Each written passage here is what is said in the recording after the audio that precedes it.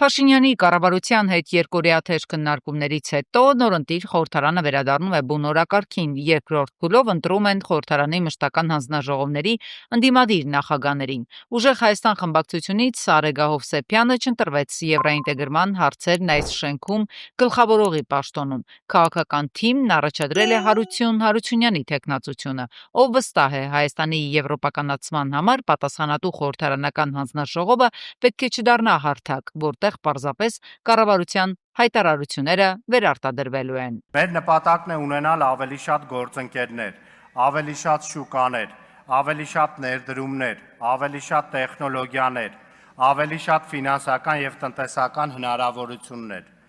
Բայց ավելի շատ գործընկերություններ պետք է նշանակեն ավելի շատ հնարավորություններ Հայաստանի համար, ոչ թե նոր կախվածություններ։ Թեպետ իշխանականները մշտապես մեղավորության սլաքները են թեքում ուժեղ Հայաստանի կողմը, այսպես ասած ռուսամետ լինելու համար, ընդդիմադիր քաղաքական ուժից եվրոինտեգրման հարցերի մշտական հանձնաժողովի նախագահի թեկնածու առաջադրված Հարությունյանն ասում է, իրենք շահագրգռված են Եվրոպական միության հետ առավելագույն խորը հարաբերություններ ունենալու հարցում։ Բայց այդ հարաբերությունների զարգացումը չենք դիտարկում երրորդ պետությունների դեմ ուղղված քաղաքականության գործիք։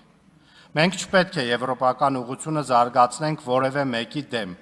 Մենք պետք է այդ ուղղությունը զարգացնենք բացառապես Հայաստանի Հանրապետության համար։ Մինչև նորընտիր պատգամավորները գնան փակ գաղտնի քվեարկությամբ Հարությունյանի թեկնածությանը հավանություն տալու կամ այն մերժելու, Եվրամիության հետ մերձեցումը երրորդ երկրի, այս դեպքում ակնհայտորեն Ռուսաստանի դեմ կապելու հարցը լրագրողների հետ զրույցում մեկնաբանում է խորհրդարանի նախագահը։ Ռուբինյանն արձագանքում է ռուս պաշտոնակցին Պետդումայի խոսնակ Վոլոդինին, ով հայտարարել է, թե ԵԱՏՄ հնարավորություններն օգտագործելուն զուգահեռ Եվրամիությանն անդամակցելու մտադրություններ ունեցող հայկական քաղաքականությունն իր խոսքով ցինիկ է։ Մենք չէ, որ որևէ բան ենք անում Ռուսաստանի Դաշնության հետ հարաբերությունները վատթարացնելու համար, հակառակը մենք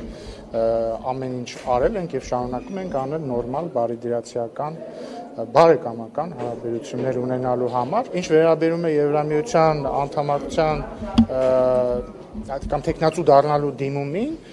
հայտնի փաստ է, որ հենց մեր ԵԱՏՄ գործընկերներն են մեզ ամեն ջանում, որպեսզի մենք դա անենք։ Խորհրդարանում եվրոինտեգրման հարցերի մշտական հանձնաժողովի նախագահի ընտրությանը հասնելուց մեկ շաբաթ անց քվոտայով ընդդիմությանը հասնող այս պաշտոնը թափուր այլևս չի մնա։ Քաղաքացիական պայմանագիրը բավարար չափ քվեներ տվեց Հարությունյանին, որպեսզի վերջինս գլխավորի հայկական եռագույնը եվրոպական աստղերին հասցնելու խորհրդարանական գործընթացները։ Հերթում թափուր մնացած վերջին հանձնաժողովի նախագահի պաշտոնն է, տարածքային կառավարման համար պատասխանատու առաջին փուլում այս պաշտոնի համար առաջադրված Դավիթ Ղազինյանի թեկնածությունը ԿՊ-ն մերժեց։ Հիմա այս պաշտոնում ուժեղ Հայաստանն առաջադրում է Իրինա Յոլյանին, Գորիսի նախկին փոխհամայնքապետին, ով ըստ ԿՊ-ականների տեղեկությունների այդ պաշտոնից հրաժարվել է, քանի որ համայնքի ղեկավարը գործակցել է կառավարության հետ։ Հայաստանի Հանրապետությունում պետք է տեղի ունենա իշխանափոխություն։ Այդ մասին խոսել եմ 2020 թվականից սկսած, միշտ ունեցել եմ ընդդիմադիր դիրքորոշում, նվիրված աշխատել եմ իմ համայնքի համար, ինչի համար այսօր հպարտ այստեղ կանգնած եմ, որ ինչ հնարավոր ներդրում կարող է անել իմ համայնքի զարգացման համար, ես դա արել եմ։ Իսկ Յոլյանի թեկնածության շուրջ բոլոր հարցերը պարզելուց հետո պատգամավորները դարձյալ փակ քվեարկության կգնան։ Նորընտիր ազգային ժողովի օրակարգում կմնա միայն մեկ հարց՝ կառավարության կառուցվածքի վերաձևումը։ Օգոստոսի 26-ին Պաշտպանության նախարար Պապիկյանը ընդունել է Հայաստանում Ֆրանսիայի դեսպան Օլիվիե Դկոտնիին դիվանագիտական առաքելության ավարտի կապակցությամբ։ Նախարարը շնորհակալություն է հայտնել սերտ գործակցության համար եւ հաջողություն մաղթել հետագա գործունեության մեջ։ Հանդիպանը կողմերը անդրադարձել են Հայաստան-Ֆրանսիա պաշտպանական գործակցության ձեռքբերումներին, ռազմատեխնիկական գործակցության, ռազմական կրթության, վերապատրաստման, փորձի փոխանակման եւ համատեղ վարժանքների ոլորտներում։ Ալեն Սիմոնյանը հայտարարել է, որ Հայաստանը սեփական ընտրությունը կկատարի, եթե Եվրամիության կամ ԵԱՏՄ-ին անդամակցության հարցը դառնա իրական։ Նա նշել է, որ այժմ Եվրամիության անդամակցության ուղղությամբ կոնկրետ քայլեր չկան, իսկ Հայաստանը չի պատրաստվում դուրս գալ ԵԱՏՄ-ից։ Միաժամանակ Սիմոնյանը ընդգծել է, որ 2020 թվականի պատերազմից հետո Հայաստանում Ռուսաստանի նկատմամբ դժգոհություն է ձևավորվել։ Նա նաև նշել է, որ երկաթուղիների կառավարման հարցում անհրաժեշտության դեպքում Հայաստանը կարող է դիմել դատարան։ Արևմուտքը շանտաժի է ենթարկում Հայաստանի ղեկավարությանը հարավկովկասյան երկաթուղու կոնցեսիայի հարցում պահանջելով վերացնել ռուսական գործոնը ենթադրյալ բազմամիլիոն դոլարային ներդրումների դիմաց։ Այս մասին հայտնել է Ռուսաստանի արտաքին գործերի նախարարությունը։ Այս հարցի բարեկամական լուծումը պահանջում է գործնական քննարկում բանակցությունների սեղանի շուրջ, հավելել են նախարարությունից։ Ընդհանուր առմամբ հրապարակային հայտարարություններ անելուց առաջ գործընկերները սովորաբար նստում են եւ գործնական ձևով քննարկում առկա խնդիրներն ու մտահոգությունները։ Սա հատկապես ճիշտ է, եթե ինչպես պնդում է Երևանը, կա բարեկամական լուծում գտնելու ցանկություն, ասված է հաղորդագրության մեջ։ Հայաստանի քաղաքականությունը, որը հայտարարում է Եվրամիության անդամակցելու մտադրության մասին եւ միաժամանակ օգտագործում է ԵԱՏՄ հնարավորությունները, ցինիկ է, հայտարարել է Պետդումայի նախարար Վիաչեսլավ Վոլոդինը, ըստ նրա Հայաստանը վարում է կեղծ քաղաքականություն։ Хочется, чтобы Армения не вела лживую политику. Ցանկալի է, որ Հայաստանը կեղծավոր քաղաքականություն չվարի, որովհետև եթե Հայաստանն ընդունում է Եվրամիության անդամակցելու մտադրությունների մասին օրենք, ապա ինչու է օգտագործում ԵԱՏՄ հնարավորությունները, ինչու է խաբում նրա մասնակիցներին, դա ցինիկություն է, դա սխալ է։ Հստակ ասեք, դուք գնում եք Եվրամիություն, գնացեք, բայց այդ դեպքում պետք չէ այստեղ արտոնություններ ստանալ։ Դմիտրի Պեսկովը հայտարարել է, որ Ռուսաստանը հույս ունի, որ Հայաստանում ընթացող ներքաղաքական գործընթացները կկազմակերպվեն օրենքին համապատասխան։ Նա նշել է, որ չի ցանկանում մեկնաբանել Հայաստանում տեղի ունեցած իրադարձությունները, դրանք համարելով բարդ գործընթացներ, եւ ընդգծել, որ պետք է պահպանվեն քաղաքական գործընթացի բոլոր մասնակիցների իրավունքները։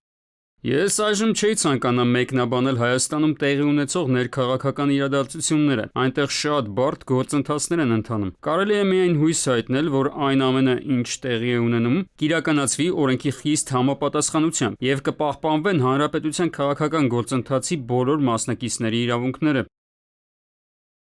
Բաքվի Սլավոնական համալսարանում կդասավանդվի հայերեն, նշենք, որ համալսարանի ռեկտորն անցյալ տարի արված իր հայտարարության մեջ տեղեկացրել էր, որ 2026-27 ուսումնական տարվանից համալսարանում նախատեսվում է հայերենի դասավանդում։ Ներկայում հայերենը դասավանդվում է Բաքվի պետական համալսարանում, Ադրբեջանի լեզվաբանական համալսարանում եւ Ադրբեջանի պետական տնտեսագիտական համալսարանում։ Ռոբերտ Քոչարյանի որդին Սեթրակ Քոչարյանը 2 ամսով կալանավորվեց։ Հիշեցնենք, ազգային անվտանգության ծառայության դիմակավորված անձինք երեկ վաղ առավոտյան մտել էին երկրորդ նախագահ Ռոբերտ Քոչարյանի եւ նրա որդիների Սեթրակ Քոչարյանի եւ Հայաստան Դաշինքի падգամավոր Լևոն Քոչարյանի բնակարաններ։ Նրանք ձերբակալվել եւ բերման էին ենթարկվել հակակոռուպցիոն կոմիտե, որտեղ էլ վերջիններիս մեղադրանք էր առաջադրվել փողերի լվացման եւ կաշառք ստանալու հոդվածներով։ Երկրորդ նախագահին մեղսագրվող գործի շրջանակում ձերբակալվել է 6 անձ, մեղադրանք է առաջադրվել 10 անձի, այդ թվում երրորդ նախագահ Սերժ Սարգսյանին ծանր հետևանքներ առաջացրած պաշտոնեական լիազորությունները չարաշահելու համար։ Առանձնապես խոշոր չափերով փողերի լվացման, պաշտոնեական լիազորությունների չարաշահման եւ առանձնապես խոշոր չափերով կաշառք ստանալու դեպքերի առթիվ իրականացվող քրեական վարույթ անցնող երրորդ նախագահ Սերժ Սարգսյանի նկատմամբ կիրառվել է բացակայելու արգելք խափանման միջոց, այս մասին հայտնել են հակակոռուպցիոն կոմիտեից։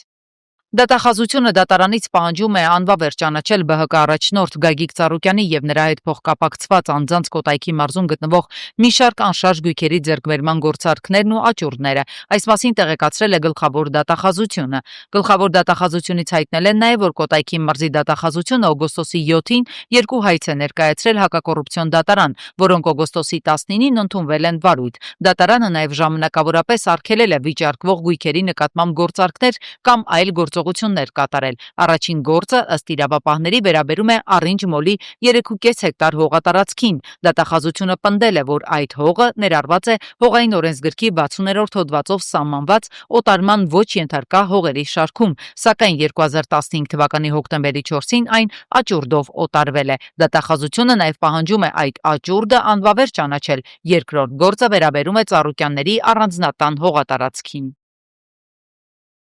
Քննչական կոմիտեն հաստատում է, որ Ճամբարակ քաղաքից դեպի Վահանգյուղ տանող ճանապարհին 7 զինվորների վրաերթի ենթարկելու դեպքով 2 անձ է ձերբակալվել։ Հիշեցնենք, օգոստոսի 19-ին Գեղարքունիքի մարզում Ճամբարակից Վահանգյուղ տանող ճանապարհին ԳԱԶ-53 մագնիսի բեռնատարը վրաերթի էր ենթարկել 7 զինծառայողի, որոնցից մեկը Սուրեն Վարդանյանը մահացել էր, մյուսները տեղափոխվել էին զինվորական հոսպիտալ։ Բեռնատարի վարորդը, որը Վահանգյուղի բնակիչ էր, պայմանագրային զինծառայող եւ 3 անչափահաս երեխաների հայր, նույնպես ձերբակալվել է։ Սեպտեմբերի 1-ից ոստիկանությունը 2 շաբաթ շարունակ ուժեղացված ծառայություն կիրականացնի զգուշացեք երեխաներ միջոցառման շրջանակում։ Հատուկ ուշադրություն կդարձվի դպրոցների հարակից տարածքների անվտանգությանը, ճանապարհային երթևեկության կարգավորմանը եւ խցանումների կանխարգելմանը։ Ոստիկանությունը նաեւ դպրոցներում կիրականացնի իրազեկման աշխատանքներ երեխաներին եւ ծնողներին ճանապարհային անվտանգության կանոնների մասին տեղեկացնելու նպատակով։ Պեկի կահույքի արտադրության եւ առևտրի ոլորտներում հարկային կարգապահության բարելավման ծրագրի արդյունքում 2026-ի առաջին կիսամյակում արձանագրվել է դրական դինամիկա։ Իրացման շրջանառության աճը հասել է 26.7%-ի, նախորդ տարվա 3.1-ի փոխարեն։ Աճել են նաեւ հաշվարկային փաստաթղթերը եւ ՀԴՄ կտրոնների քանակը, ինչպես նաեւ աշխատողների թիվը եւ միջին աշխատավարձը։ Պեկը նշում է, որ արդյունքները վկայում են ոլորտի հարկային կարգապահության բարելավման մասին։ 2027 թվականի հունվարի 1-ից էլեկտրոնային ՀԴՄ-ների էլեկտրոնային կտրոնները նույնպես կներառվեն գործող կարգավորումներում։ Եթե գործարքի շրջանակում տրամադրվում են հարկային հաշիվ, վավերագիր կամ ավելացրած արժեքի հարկի վերադարձի հարկային հաշիվ եւ ՀԴՄ կտրոն, ապա հաշվարկային փաստաթղթում պետք է նշվի նաեւ կտրոնի համարը։ Այս փոփոխությամբ ՀԴՄ կտրոնի համարը նշելու պահանջը չի վերացվում, այլ հստակեցվում է, որ այն վերաբերում է նաեւ էլեկտրոնային ՀԴՄ-ի էլեկտրոնային կտրոնին։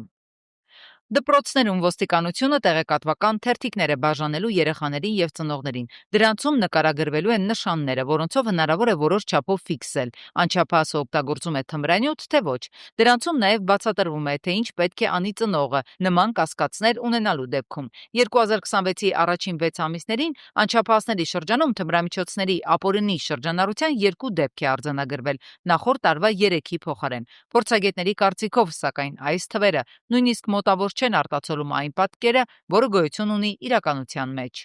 Չունենք նաև պատկերացում, այսինքն գնահատում, թե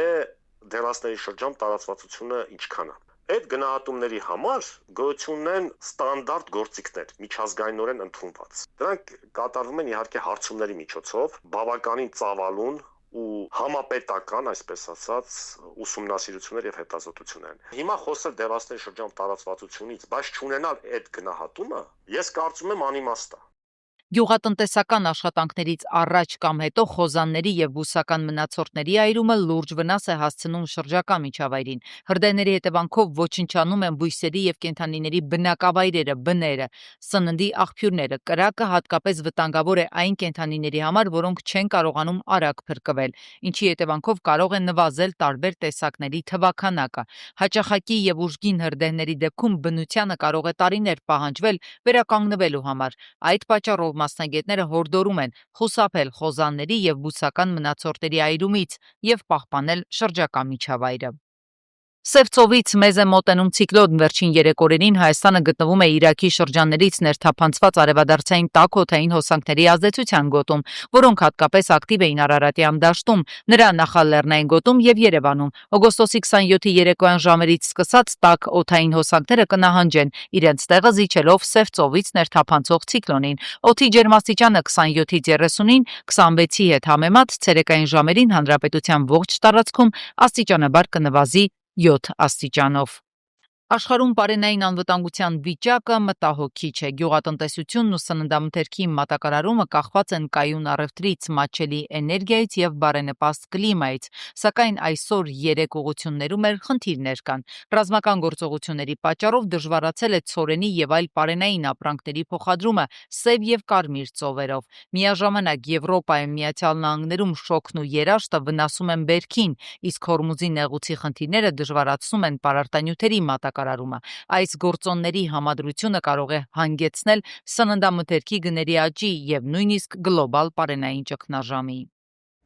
Պետքարտուղար Ռուբիոն վերջին օրերին մի քանի օտարերկրյա գործընկերներին հայտնել է, որ այս պահին Միացյալ Նահանգները չի ծրագրում նոր հարվածներ հասցնել Իրանին։ Փոխարենը նրա խոսքով հիմնական ուշադրությունը կենտրոնացված է ճնշման այլ միջոցների վրա, այդ թվում այս շաբաթ հայտարարված պատժամիջոցների նախաձեռնության։ Ամերիկացի պաշտոնյան նշել է, որ թեև Ռուբիոն հստակ հասկացրել է, որ Միացյալ Նահանգները չի ծրագրում վերսկսել լայնածավալ ռազմական գործողությունները, նա չի բացառել հարվածները, եթե Իրանը առաջին հարվածը հասցնի։ Ներկայումս ջանքեր են գործադրվում Իրանի դեմ ռազմական գործողություններից խուսափելու համար։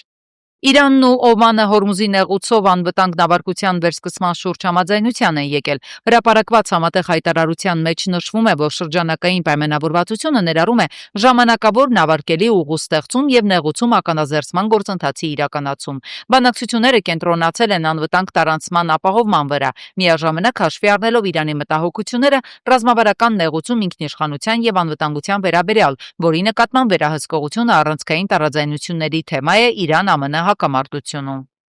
Կանադայի իշխանությունները սեպտեմբերի 8-ից Միացյալ Նահանգներից ներկրվող մի շարք ապրանքների նկատմամբ կսահմանեն 15, 20 եւ 50%-ի չափով մաքսատուրքեր։ Այս մասին ասվում է Կանադայի ֆինանսների նախարարության հայտարարության մեջ։ Հայտարարության համաձայն պատասխան մաքսատուրքերը կկիրառվեն Միացյալ Նահանգներից ներկրվող շուրջ 20 միլիարդ դոլարի ընդհանուր արժեքով ապրանքների նկատմամբ։ Մաքսատուրքերը տարածվում են ավտոմեքենաների եւ մոտոցիկլետների, կենցաղային տեխնիկայի, գյուղատնտեսական սարքավորումների, էլեկտրական սարքերի, թղթի եւ ստվարաթղթի վրա, միաժամանակ պողպատի, ալյումինի եւ դրանցից պատրաստված արտադրանքի նկատմամբ մաքսատուրքը 25%-ից կբարձրանա մինչեւ 50%։ Ամերիկացի զինվորականները Կարիբյան ծովում հերթական հարվածն են հասցրել ենթադրաբար թմրանյութեր փոխադրող նավին։ Հարվածի հետևանքով զոհվել է 4 մարդ։ Հաստատված հետախուզական տվյալները վկայել են, որ նավն օգտագործվել է թմրանյութերի մաքսանենգության համար։ Պակիստանի մայրաքաղաք Իսլամաբադի պետական հիվանդանոցում ծագած հրդեհից առնվազն 15 նորածին է մահացել։ Լրատվամիջոցների տեղեկացմամբ մոր եւ մանկան առողջության կենտրոնում բռնկված հրդեհի պատճառը օդորակման համակարգում առաջացած վթարն է եղել։ Հրդեհի ժամանակ ծննդաբերական բաժանմունքում 16 նորածին է գտնվել, նրանցից մեկին է հաջողվել փրկել։ Օգոստոսի 25-ին Գյումրի քաղաքի Վահանտերյան փողոցում մեքենայում պայթյուն է եղել։ 43-ամյա Անայի Մերսեդեսը եղել է կայանված։ Դեպքի վայր են ժամանել Շիրակի մարզային քրեական վարչության ծառայողներն ու ոստիկանության բարեկային ծառայության Շիրակի մարզի գումարտակի առաջին վաշտի 3-րդ դասակի պարեկները։ Կինն այդ պահին եղել է մեքենայի մոտ կանգնած շոկային վիճակում, նա օպերատիվ ժամնաշտապօգնության բժիշկների կողմից տեղափոխվել է Գյումրիի բժշկական կենտրոն։ Պայթյունի հետևանքով վնասվել է նաև կայանված մեկ այլ Մերսեդես։